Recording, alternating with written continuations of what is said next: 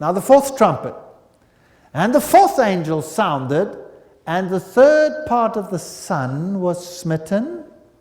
Now the sun, what is that? The light of the world. And a third part of the moon, and a third part of the stars, so as the third part of them was darkened, and the day shone not for a third part of it, and the night likewise. This is not total darkness, as in the plagues. This is a third part. Revelation 8:12. Let's look at Micah chapter 3, verse 6 and 7, and see if we can pick up a parallel. Therefore night shall be unto you, that you shall not have a vision, and it shall be dark unto you, that you shall not divine, and the sun shall go down over the prophets, and the day shall be dark over them. Then shall the seers be ashamed, and the diviners confounded. Yea, they shall all cover their lips, for there is no answer of God. Doesn't this sound like a time of spiritual darkness, yes or no? Well, what did they call the age of the next dispensation, if you like? Didn't they call it the Dark Ages? Yes or no? So who ruled in the Dark Ages once the dark horse had changed into a horse of death? It's the same time period. I believe we're just following the same classical period. And again, if you remove Jesus, the Son of Righteousness, from the gospel and make him less than he is, then you die a spiritual death. That's the problem. How did they remove Jesus from the heart of the gospel? This is the scariest story of deception in the history of the world. After this lecture, we're going to go into the details, and we're going to have a look at what they did. And I want to tell you that today the whole world is deceived into believing something that is not from God. Scary. Scary. So the two interpretations that we have possible here, the darkness represents the Dark Ages. That makes sense to me. When truth was thrown to the ground and the ministry of Jesus was replaced by the ministry of the church. When Jesus was crucified, a literal darkness covered the earth. Isn't that right? And serves as the type of the spiritual crucifixion of Christ. The Reformation of the 16th century ended the Dark Ages. That's basically what this interpretation would mean. Now, another interpretation would still be with judgments on Rome. The sun, the moon, and the stars have been interpreted as the luminaries of the Western Roman Empire, the emperor, the senators, the consul. With the extinction of the Western Roman Empire in AD 476, the last Roman emperor, Romulus Augustulus, was dethroned by order of Odoacer of Attilian remnant. So that's one interpretation. We have another judgment here on the Western Roman Empire. But this one over here, to me, represents a model that is in line with everything that we've seen gone before. But I'd like you to note something, and that is that in this time period of the Dark Ages, Jesus is crucified again. It's interesting that the crucifixion there keeps him on the cross. And that's where the Dark Ages would like him. But Jesus has been raised from the dead, and he rules in heaven.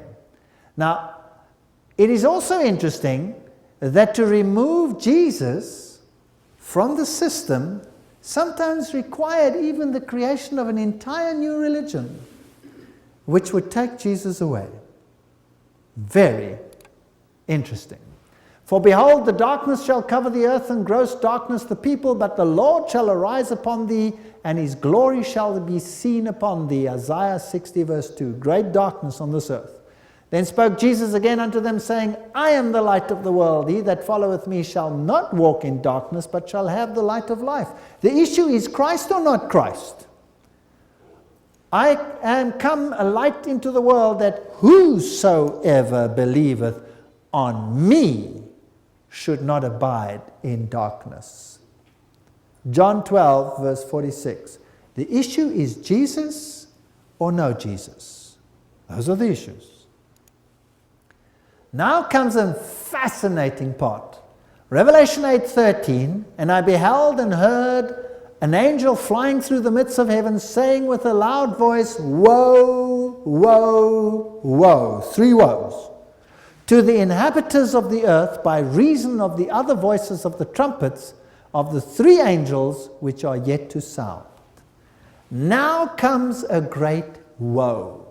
Now a woe is something that hits mankind and has dire consequences. Now some people like to apply the woes to God's people. On the other hand, the woes could apply to those who are being lost. And who are we dealing with under the trumpets? Under the people of God that are being numbered, or under the others that are being numbered? We're dealing with those others that are being numbered. So now, we know what the last woe is for sure.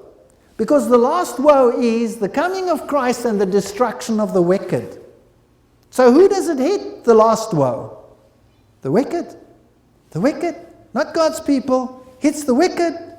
So why not the other 2 as well? These is judgments on those that have either been deceived and allowed themselves to be deceived because they reject light, or who just reject God outward, directly.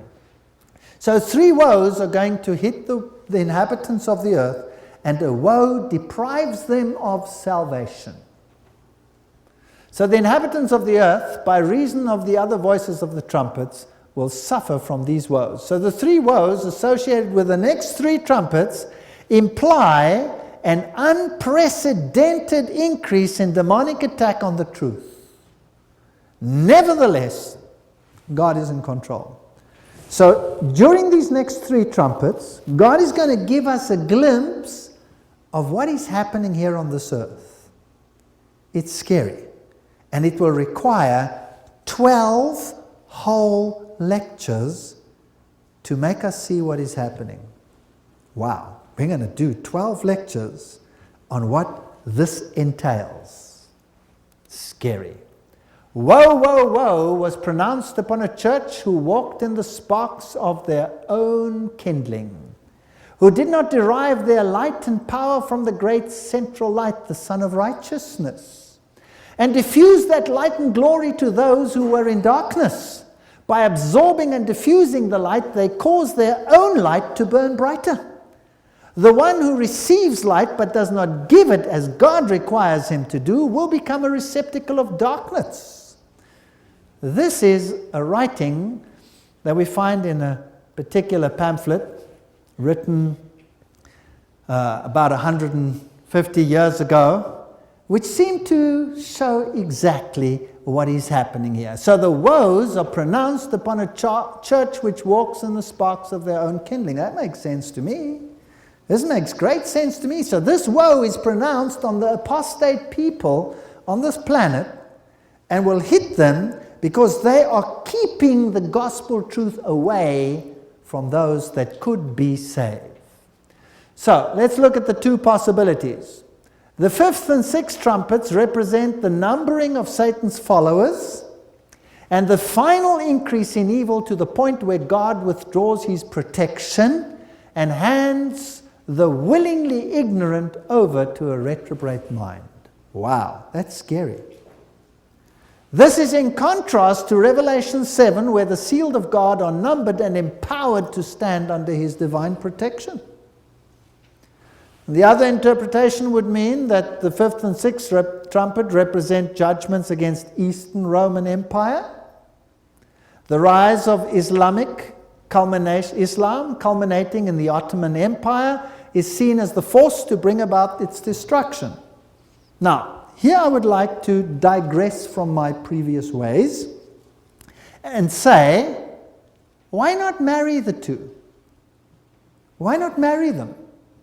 Because Islam makes it its goal to bring Christ down to the level of a human. So in a sense, it does exactly what the Church of the Dark Ages did by pronouncing itself the judge in the place of Jesus Christ, right or wrong?